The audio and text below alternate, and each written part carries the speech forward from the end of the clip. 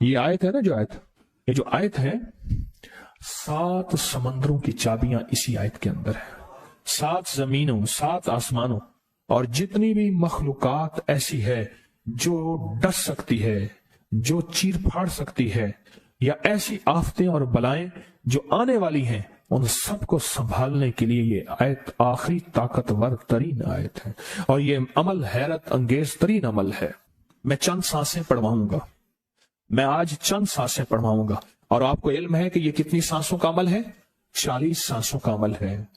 اس کو دیکھتے ہوئے 40 سانسیں، اور ہر سانس میں اپنے مقصد، اپنی مشکل، اپنی پریشانی، جادو، جنات، بندش، بیماریاں، ناکامیاں، تکلیفیں، مشکلات، مسائل، الجھنوں کا ہر سانس میں تصور کرنا ہے۔ اگر چاہتے ہیں کہ ہمیشہ تمنگری رہے، مالداری رہے، عزت رہے، بھرم رہے، اور نسلیں پتہ نہیں کتنی آئیں گی کوئی خبر نہیں، اور ان کا رزق کشادہ رہے، کیسے ہوگا؟ کس طرح ہوگا؟ تو اس کا واحد حل اور اس کا واحد راستہ صرف یہی ہے۔ اپنے مالوں کو سوچیں، یہ میرا مال اللہ نے دیا ہے، میرے والد غریب تھے، میرا دادا غریب تھا، یا میرا والد مالدار تھا، یا میرا دادا مالدار تھا، آج اگر ان کی جائیداد اور چیزیں مجھ تک پہنچی ہیں تو ان کے پاس راز کیا تھا؟ یہ ضروری ہے، میرا ایک اور پیغام بھی سن لیجیے، یہ ضروری ہے کہ اپنی نسلوں کو فقیر اور غریب اور منگتا چھوڑ کے نہیں جانا۔ جتنی استطاعت ہو ان کے لیے اتنا جائیداد، پراپرٹی، مال، کوئی رزق کو چھوٹا سا چھوڑ کے جانا ضروری ہے۔ اپنی نسلوں کو خالی چھوڑ کے نہ جانا۔ اگر وسائل ہیں، حلال کے راستے ہیں، اگر نہیں ہیں تو کوشش کرتے رہیں۔ اللہ کا مال اللہ کے ذمہ ہے، اللہ کا نظام اللہ کے ذمہ ہے۔ یہ آپ اگر اپنے پاس کچھ مال رکھتے ہیں، کچھ جائیداد رکھتے ہیں، سونے جواہرات رکھتے ہیں، یا کچھ چیزیں رکھتے ہیں، اگر آپ رزق حلال میں سنبھال کے رکھا ہوا ہے اور سال کے بعد ان کی زکوٰۃ دیتے ہیں اور رکھتے ہیں، تو یہ حرام نہیں ہے، اسباب کے موافق ہے اور توکل کے خلاف نہیں ہے۔ ایسا کرنے سے آپ گناہگار نہیں ہوں گے۔ ڈھاکہ میں ایک بازار ہے، اس کا نام خانم بازار ہے۔ خانم رئیس اعظم تھا، رئیس اعظم، پر اس نے زکوٰۃ، عشر، ہدیات، صدقات کے لیے اپنا مال محفوظ نہ کر سکا، بہت رئیس تھا۔ اس کے بارے میں تھا کہ 40 دن تک اگر گھوڑی دن رات دوڑتی رہے، گھوڑا دوڑتا رہے تیز رفتار، اس کی جاگیر ختم نہیں ہوگی۔ 40 دن 40 راتیں، 40 دن 40 راتیں ختم نہیں ہوگی۔ باپ کے مرنے کے بعد بیٹی کو ایک چسکا پڑ گیا، وہ تھا کپڑے کے پھاڑنے کی آواز۔ کپڑا نا پھٹتا ہے تو اس کی ایک آواز ہوتی ہے، بس اس کو آواز اچھی لگتی تھی۔ تھانوں کے تھان آتے تھے، وہ سارا دن قیمتی بوسکی کے، کرنڈی کے اور قیمتی کپڑے پھاڑتی تھی، اس کو ٹکڑے کرتی تھی، اس کا مشغلہ تھا۔ اور بیٹے کو مشغلہ یہ پڑ گیا، اس وقت نئی دیا سلائی آئی تھی، یہ ماچس کی ڈبیاں، تیلیاں، وہ ماچس کی ڈبیاں اور تیلیاں جلاتا تھا، اس کا بارود کی بو اسے اچھی لگتی تھی۔ بارود ہوتے نا، وہ بارود لگا ہوا تھا، تو 2 بارود آپس میں ٹکراتے ہیں، شعلہ نکلتا ہے، اس سے بو بھی نکلتی ہے، اس کو بو اچھی لگتی تھی۔ ایک وقت آیا کہ وہ خالی ہو گیا، اور خانم فارسی کا لفظ اصل میں، وہ ایک اس گلی بازار کے چوراہے میں کھڑی ہوتی تھی ایک جگہ اور بھیک مانگتی تھی، اور اس کے نام پہ خود بازار کا نام خانم بازار پڑ گیا۔ میں جھنگ میں گیا، پرانی بات ہے، ہمارے ایک مخلص ہے ان کے ہاں، ایک چوک میں کھڑا تھا، تو وہ چوک سے ان کی گاڑی لینے آئی کہ آگے راستہ سمجھ نہیں آ رہا تھا، تو مجھے کہنے لگے آپ میری گاڑی میں بیٹھ جائیں۔ میں ان کی گاڑی میں بیٹھ گیا، مجھ سے کہنے لگے یہ جو چوک ہے نا، فلاں، میں نام نہیں لیتا، فلاں، اس کی اتنی جاگیر تھی کہ 3 دن 3 راتیں گھوڑی دوڑتی رہتی تھی، ختم نہیں ہوتی تھی۔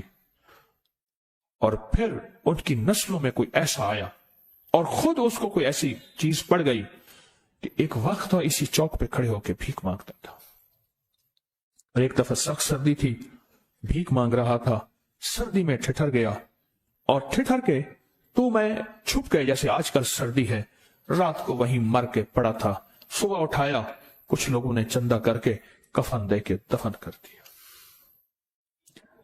میرے حضور کا فرمان ہے اپنے مالوں کو زکات کے ذریعے محفوظ کرو، محفوظ کر لو۔ اگر محفوظ نہ کیا، نسلوں میں فقر اور فاقے، غربت، تنگ دستیاں، فقیری اور منگتا ہونا نسلوں کو دیکھے جائیں گے۔ ہاں، پھر نسلیں کہیں گی پدرم سلطان بت، ہمارا باپ، ہمارا دادا بادشاہ تھا، جاگیردار تھا، مالدار تھا، ہمارے بڑے بتاتے ہیں زندگی بھر کے لیے فقر، فاقہ، غربت اور تنگ دستی سے بچے رہیں گے۔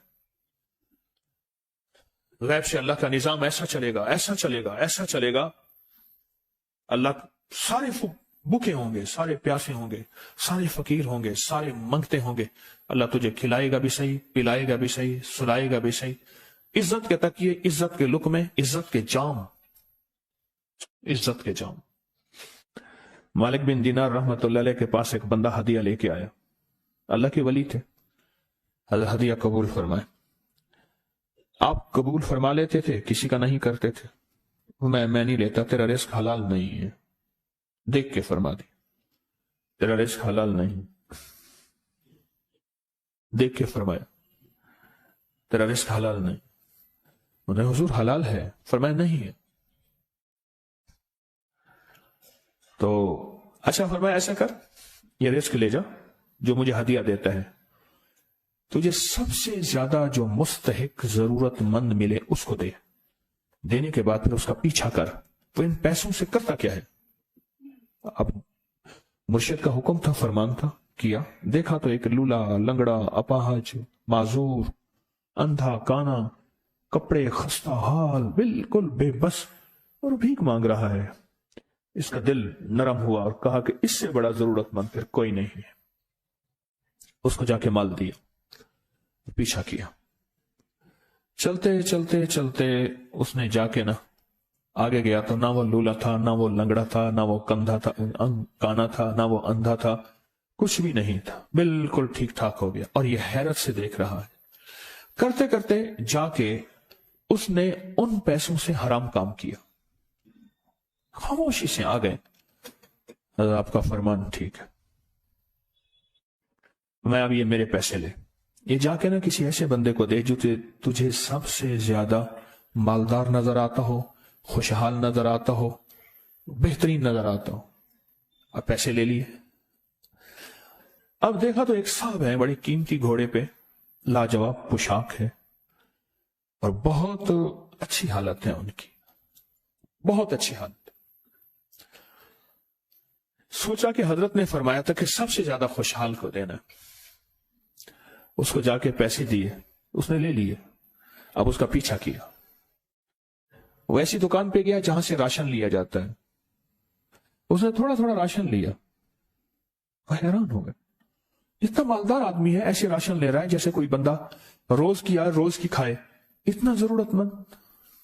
اس کا پیچھا کیا، ایک پرانی حویلی تھی، ایک پرانا محل نما ایک گھر تھا، ٹوٹا پھوٹا، اس کا جا کے دروازہ کھٹکھٹایا، ابھی اندر جانے ہی لگا تھا تو اس نے لگام پکڑ لی، اس نے دیکھا تو ہے تو وہی جس نے آج میری مدد کی ہے، کہا تجھے اللہ کا واسطہ ہے، اب مجھے اپنے حالات بتا دے۔ تو کہنے لگا تو نے جس کا واسطہ دیا ہے اور پھر تو نے میری آج مدد کی ہے، میں نے آج تک اپنے حالات کسی کو نہیں بتایا، میں رئیس اعظم تھا، تلک الایام نداولها بین الناس، اللہ کی طرف سے آزمائش آ گئی، اور فقر، فاقہ، غربت، تنگ دستی ختم، ہر چیز ختم ہو گئی۔ کئی دنوں سے میں بھی بھوکا ہوں، میرا گھوڑا بھی بھوکا ہے، اور یہ میں نے کپڑے سنبھال کے رکھے ہوئے ہیں، یہ ایک لباس ہے رکھا ہوا ہے، باہر اسی لباس میں نکلتا ہوں، کسی کو یہ شک نہ پڑ جائے یہ بھوکا ہے، یہ فقر کی حالت میں ہے، یہ غربت کی حالت میں ہے۔ میرے حال سے کوئی سوال کا دروازہ نہ کھولے، غور سے سمجھے گا، میرے حال سے کوئی سوال کا دروازہ نہ کھولے، میں ایسا حال بناؤں لوگ مجھے سوالی سمجھیں، کہ کچھ لوگ زبان سے سوالی نہیں ہوتے۔ میرے آقا کا فرمان ہے اپنی بیماریوں کا صدقے کے ذریعے علاج کرو، اور صدقہ، یہ سارا واقعہ سنانے کا مقصد، تلاش کرو، زکوٰۃ تلاش کرو، کس کو دینی ہے، کون ضرورت مند ہے، کون ایسا ہے جس کو بظاہر لوگ مالدار سمجھتے ہیں، اندر سے خالی ہے، کھوکھلا ہے۔ ہوا یہ کہ ایک خیر کے کام کے لیے پیسے جمع کرنے تھے، خیر کے کام کے لیے۔ اس وقت 24,000 تھا، بہت بڑی رقم تھی، 24,000 مجھے چاہیے تھا۔ تو کہنے لگے کہ میں نے سوچ سوچ کے کہاں سے لے آؤں، ہے نہیں، روز کماتا ہوں، بچوں ٹھیک ہیں، گھر پل رہا، دودھ لاتا ہوں، بیچتا ہوں، ایک نظام ہے میری، سردی گرمی بارش طوفان کی ترتیب چل رہی ہے، کہاں سے لاؤں؟ کہنے لگے خیال آیا یہ موٹر سائیکل نہ بیچ دوں۔ فوراً اٹھا، موٹر سائیکل لے گیا، غالباً مجھے بتایا کہ 28,000 کا یہ یاما موٹر سائیکل بکا، اور بیچنے کے بعد میں نے اٹھا کے سارے پیسے 24 ادھر دے دیے، باقی رکھ لیے۔ اب خالی ہو کے بیٹھ کے پھر مصلی بچھا کے اللہ سے مانگنا شروع کر دیا، اور مانگتے مانگتے عالم یہ ہوا کہ میں فقیر ہو گیا۔ اللہ نے مجھے 4 دن آزمایا۔ اس نے الفاظ جو استعمال کیے نا، پنجابی کا لفظ ہو، اللہ نے نا 4 دن منو دب کے رکھا۔ ہاں، لاہور کی پنجابی اور فیصل آباد کی پنجابی میں بڑا فرق ہے۔ فیصل آباد کی پنجابی خالص سکھوں والی پنجابی ہے، لاہور کی پنجابی میں بڑا فرق ہے۔ دب کے رکھا، تھوڑا سا آزمائش آتی ہے، اللہ دیکھتا ہے کچا ہے یا پکا ہے۔ کہا بس اس کے بعد میں نے اللہ سے کہا، اللہ، طارق بن زیاد نے ساری کشتیاں جلا دی تھیں، اور کہا کہو اب بتاؤ اپنی فوجوں کو کہاں بھاگو گے، ادھر بھی موت ہے ادھر بھی موت ہے، پھر لڑتے لڑتے مر جاؤ، پیچھے سمندر کی موت ٹھیک، اور آگے دشمن کی موت ہے، کشتیاں ساری آگ لگوا دی، آپ کرو، بولو کیا کرو گے، بولو کیا کرو گے۔ اللہ نے سارا نظام فتح دے دی، کامیابی دے دی، اور کہا پھر اللہ نے میرے لیے جو دروازے رزق کے کھولے ہیں، اب مجھے کوئی بھی چیز ضرورت ہوتی ہے میں گھر کی چیز بیچ دیتا ہوں، اور بیچ کے اللہ کے خزانوں میں دیتا ہوں بغیر سوال کے۔ اس کے الفاظ ہیں، کیا الفاظ ہیں؟ بغیر سوال کے اللہ مجھ پہ رزق کے دروازے کھول دیتا ہے، اللہ میری ضرورتیں پوری کر دیتا ہے، اللہ نے مجھے خوشحالی دی ہے۔ اور مجھے کہنے لگے یہ سارے گر مجھے حاج صاحب نے بتائے تھے، اللہ سے لینے کے سارے گر یہ مجھے حاج صاحب نے بتائے تھے۔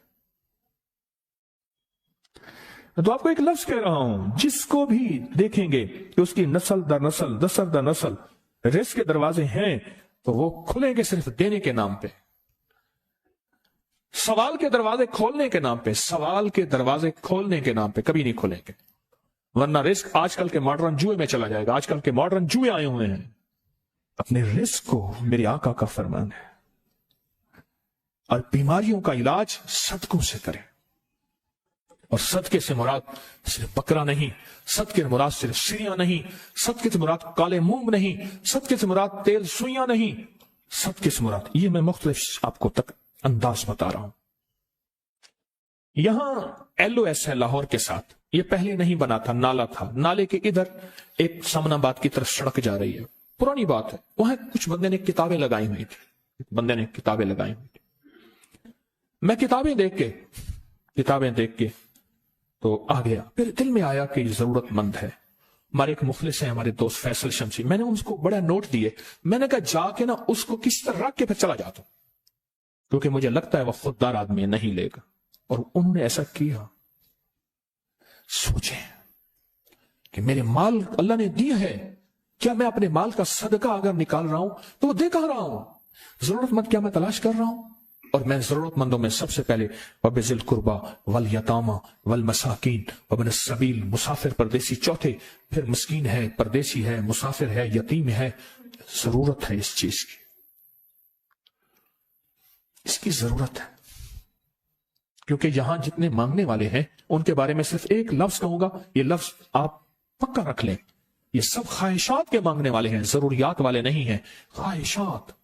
اتنا بڑا بنگلہ، اتنی بڑی سواری، فلاں برانڈ کا موبائل، فلاں چیز فلاں چیز فلاں چیز، یہ خواہشات کی کوئی حد نہیں ہے، یہ لفظ بھی ذہن نشین رکھیے گا، میرے ساتھ بولیں، خواہشات کی، ضروریات کی حد ہے، خواہشات کی حد نہیں ہے۔ عاجزانہ دعاؤں کے ذریعے اگر اپنی مصیبتیں، اپنی بلائیں، اپنی پریشانیاں اور اپنی تکلیفیں ٹلوانا چاہتے ہیں تو اس کے پیچھے ہمارے ساتھ کون سی دعائیں ہوں؟ عاجزانہ دعائیں، عاجزانہ دعائیں۔